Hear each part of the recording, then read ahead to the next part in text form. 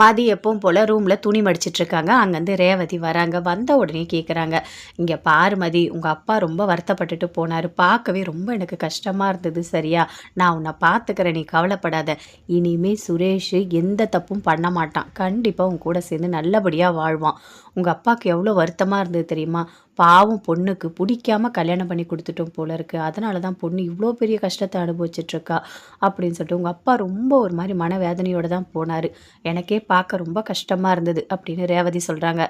இல்லை, அப்பாவுக்கு என் மேலே ரொம்ப பாசம். நான் கல்யாணம் பண்ணிட்டேன், ஆனால் தப்பாக கல்யாணம் பண்ணி கொடுத்துட்டோமோ அப்படின்னு சொல்லிட்டு எங்கள் அம்மா அப்பா 2 பேருமே சேர்ந்து ரொம்ப வருத்தப்படுறாங்க அப்படின்னு சொல்கிறாங்க. சரி விடு, அதெல்லாம் பற்றி யோசிக்காத மதி, நான் சொல்கிறதே கேளு. இனிமே இருக்கிற ஒரு நிமிஷமும் நீ சந்தோஷமாக வாழணும் அப்படின்னு சொல்கிறாங்க.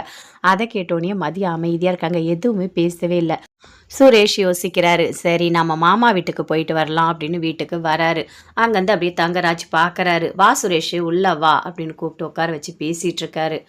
எப்படி இருக்க, நல்லா இருக்கியா, என்ன வேலைலாம் எப்படி போகுது அப்படின்னு சொல்லிட்டு. அதை ஏன் மாமா கேட்குறீங்க? எனக்கு வேலைக்கு போகவே பிடிக்கல. ஏன் சுரேஷ் இப்படிலாம் பேசிகிட்டு இருக்க அப்படின்னு தங்கராஜ் கேட்குறாரு. அதுவா, எல்லாம் இந்த மதி பண்ண வேலை தான். அவள் கம்ப்ளைண்ட் பண்ணதுனால அங்கே எல்லாரும் சிரிக்கிறாங்க என்னை பார்த்து. எனக்கு ஒரு மாதிரி அவமானமாக இருக்குது, எனக்கு ரொம்ப கஷ்டமாக இருக்குது அப்படின்னு சொல்கிறாரு. சரி விடு, உன் பொண்டாட்டியோட சேர்ந்து வாழ்ந்தா இந்த பிரச்சனை எதுவுமே வராது அப்படின்னு தங்கராஜ் சொல்கிறாரு. போ, மதி மேலே தான் இருக்கா, ரேவதியும் அங்கே தான் இருக்கா, போ அப்படின்னு சொல்கிறாரு தங்கராஜ். அப்படியே சுரேஷ் போகிறாரு. வா சுரேஷ், எப்போ வந்த, சாப்பிட்றியா, வா அப்படின்னு சொல்லிட்டு ரேவதி சொல்கிறாங்க. அதெல்லாம் ஒன்றும் வேணாங்க்கா, நான் கொஞ்சம் மதிக்கிட்ட பேசிட்டு வரேன், நீங்கள் போங்க அப்படின்னு சொல்கிறாங்க. அங்கேருந்து மதி போகிறாங்க. சுரேஷ் அப்படியே உள்ளே போகிறாரு. போன உடனே அப்படியே மதிக்கு அவ்வளோ கோவமாக வருது. இவர் எதுக்கு தான் இங்கே வந்திருக்காரோ தெரியலையே.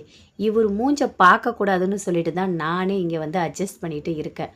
மறுபடியும் வந்து வந்து என்னை கோவப்படுத்துறதுக்குனே இருக்கார் இவர் அப்படின்னு சொல்லிட்டு மதிக்கு அப்படியே கோவமாக வருது. அமைதியாக வேறு பக்கம் அப்படியே திரும்பி இருக்காங்க. சரி சுரேஷ், நீ வா, வந்து சாப்பிடு வா அப்படின்னு சொல்லிட்டு ரேவதி கூப்பிடுறாங்க. அங்கேருந்து வராரு சுரேஷ். டிஃபன் எல்லாம் வெய், நல்லா சாப்பிட்றாரு. சாப்பிடும் போது எப்படி சுரேஷ் இருக்க அப்படின்னு சொல்லிட்டு தங்கராஜோட அம்மா கேட்குறாங்க. நான் நல்லா தான் இருக்க அத்தை அப்படின்னு சொல்கிறாரு. சரிப்பா, இங்கே பாரு, பொண்டாட்டினா புருஷன் பேச்சை கேட்கணும், அடங்கி நடக்கணும், புரியுதா? ஏனோ தானோன்னு சொல்லிட்டு பொண்டாட்டியை அவ இஷ்டத்துக்கு விட்டால் அதுக்கப்புறம் பிடிக்க முடியாது. வாழ்க்கை ரொம்ப ரொம்ப முக்கியமானது, புரியுதா?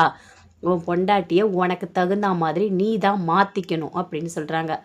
அவ எங்க ஏன் பேச்சை கேட்குறா? அவள் இஷ்டத்துக்கு முடிவெடுத்து அவளே போய் கம்ப்ளைண்ட் பண்ணி என்னை அசிங்கப்படுத்திட்டா அப்படின்னு சொல்கிறாரு. இங்கே பாரு, சாப்பிடு, நல்லா சாப்பிடு. சரி, நைட்டு இங்கேயே இருந்துரு அப்படின்னு சொல்லிட்டு தங்கராஜ் சொல்கிறாரு. அப்படியே பார்க்குறாரு சுரேஷ். சரி மாமா அப்படின்னு சொல்கிறாரு. சரி, நீ போயிட்டு அங்கே அவ ரூம்லேயே இரு அப்படின்னு சொல்லிட்டு ரேவதியும் சொல்கிறாங்க. அங்கேருந்து போகிறாரு. போன உடனே மறுபடியும் அப்படியே மதிக்கு ரொம்ப கோவம் வருது. அப்படியே ஒரு தலைகாணி எடுத்து போட்டு கீழே படுக்கிறாங்க. அப்படியே பார்க்குறாரு சுரேஷ். திமுறாடி உனக்கு, உனக்கு எவ்வளோ திமுறு இருந்தால் என்னை போய் கம்ப்ளைண்ட் பண்ணி என்னை போலீஸ் ஸ்டேஷனில் அவ்வளோ அசிங்கப்படுத்தியிருப்பேன். ஒரு நாளும் இங்கே எனக்கு ஒர்க் பண்ண போவே பிடிக்கல. எல்லாரும் என்னை ஒரு மாதிரி பார்க்குறாங்க. ஒரு பொண்டாட்டியை ஒழுங்காக வச்சு வாழ முடியலன்னு சொல்லிட்டு எல்லாரும் என்னை பார்த்து சிரிக்கிறாங்க. அந்த நிலைமையை உருவாக்கினது நீ தானே. நீ மட்டும் இங்கே நிம்மதியாக தூங்குறியா? உன்னை நிம்மதியாக தூங்க விட்டுருவானா அப்படின்னு சொல்லிட்டு சுரேஷ்க்கு அவ்வளோ கோவம் வருது. மதியை பார்த்து அவ்வளோ கோவப்படுறாரு. ஆனால் மதி எதுவுமே பேசவே இல்லை, அப்படியே அமைதியாக படுத்துட்ருக்காங்க. மதி, எதுக்கு நீ கீழே படுக்கிற? நீ வந்து பெட்டு மேலே படு அப்படின்னு சொல்கிறாரு. வேணாம், நான் கீழே படுத்துக்கிறேன், நீங்களே பெட்டு மேலே படுத்துக்கோங்க அப்படின்னு சொல்கிறாங்க. என்ன ஓவராக பண்ணுற? கம்ப்ளைண்ட் பண்ணிட்டோம், நம்ம இஷ்டத்துக்கு நம்ம நடந்துக்கலாம்னு நினைக்கிறியா அப்படின்னு கேட்குறாரு.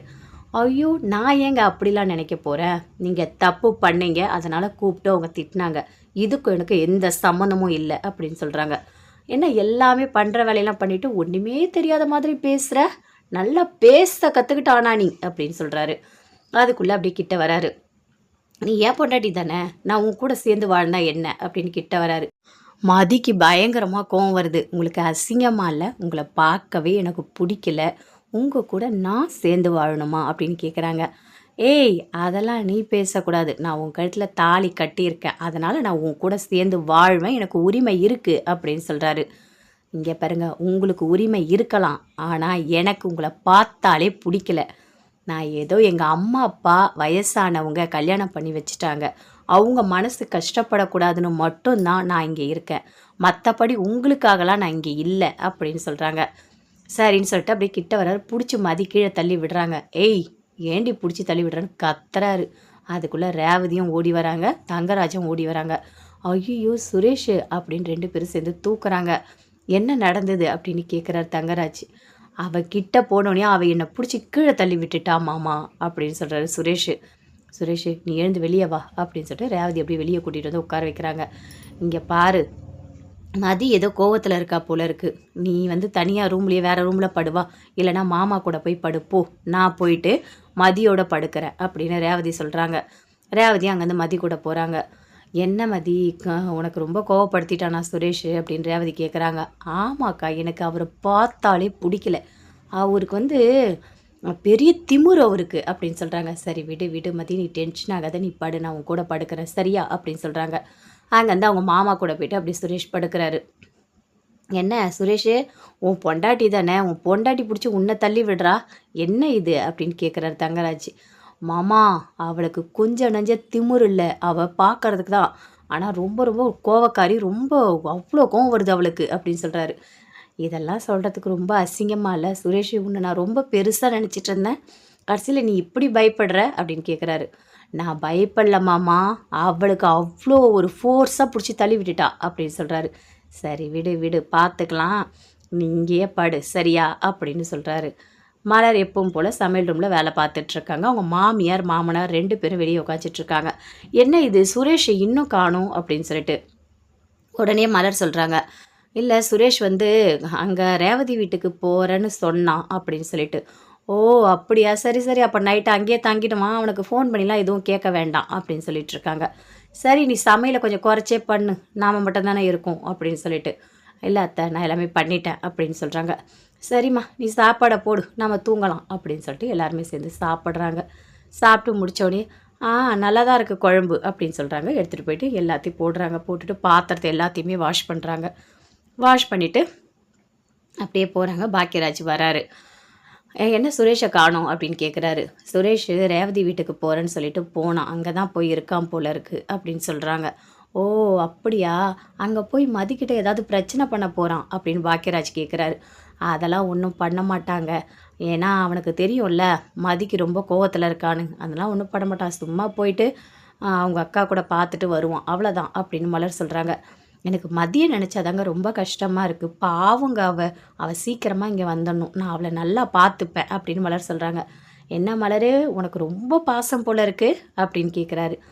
ஆமாம் எனக்கு மதியை ரொம்ப பிடிக்கும், என்னன்னே தெரியல அப்படின்னு சொல்கிறாங்க. சரி சரி, அப்போ மதி சீக்கிரமாக இங்கே வந்துடுவா, நீ நல்லா பார்த்துக்கோ அப்படின்னு பாக்கியராஜ் சொல்கிறாரு. மதி நீ போய் படுப்போ அப்படின்னு சொல்கிறாரு. இல்லைங்க நான் கொஞ்சம் நேரம் பேசிட்டு போகிறேன், என்னவோ எனக்கு மதி இருந்தால் நல்லா இருக்கும்னு தோணுது, சீக்கிரமாக மதி வந்துடணுங்க அப்படின்னு சொல்கிறாங்க.